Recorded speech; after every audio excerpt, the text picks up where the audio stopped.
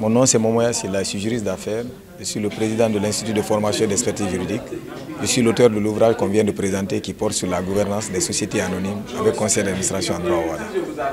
Ma motivation pour écrire le livre, j'ai eu à constater en fait certaines irrégularités dans le cadre du fonctionnement des sociétés en début de carrière. Donc ce sont ces constats-là qui m'ont amené à écrire en fait cet ouvrage pour non seulement informer, mais aussi contribuer à la vulgarisation du droit au Ouaddar à travers cet ouvrage. Pour donner comme exemple en fait de l'irrégularité, c'est le cas par exemple du fonctionnement des sociétés au niveau du mode de direction des sociétés anonymes avec le conseil d'administration du droit au Ouaddar. On constate dans des sociétés de mode de direction avec un PDG qui cohabite avec un DG. Donc ce sont des irrégularités que j'ai eu à constater qui m'ont motivé à écrire l'ouvrage. L'ouvrage, c'est un ouvrage de 162 pages. Il est réparti en 3 parties principalement. Vous avez la première partie qui est consacrée à l'administration des sociétés anonymes avec conseil d'administration. La deuxième partie concerne la direction générale des sociétés anonymes avec conseil d'administration. Et la troisième partie qui est une nouveauté dans le cadre de cette troisième édition, ça concerne en fait le contrôle qui est exercé au niveau des sociétés anonymes avec conseil d'administration. C'est la troisième édition, quelle est sa particularité par rapport aux deux premières?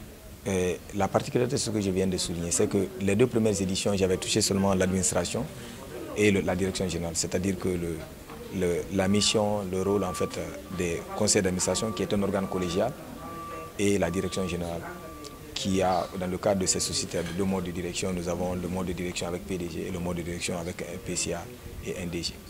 Mais la particularité en fait de cette édition, c'est que nous avons travaillé en fait sur la troisième partie en ce qui concerne le contrôle des sociétés anonymes.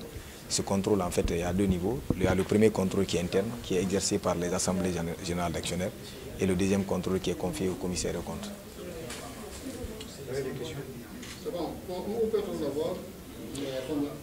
L'ouvrage en Guinée est à 300 000.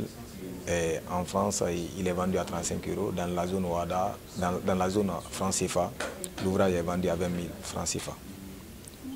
Il est disponible aujourd'hui en Guinée, au Sénégal, au Mali, au Burkina Faso, au Togo et en France. L'ouvrage en fait est édité par l'Institut de formation et d'expertise juridique, qui est un institut de formation qui est basé à Conakry. Pour le moment, en fait, ce que je dis, c'est que moi, ce qui m'amène toujours en fait à actualiser l'ouvrage, c'est les contributions. Donc, j'espère que les personnes qui auront la chance de lire cette troisième édition feront des recommandations, des critiques qui m'amèneront en fait à aller vers un 4e et même vers un 5e.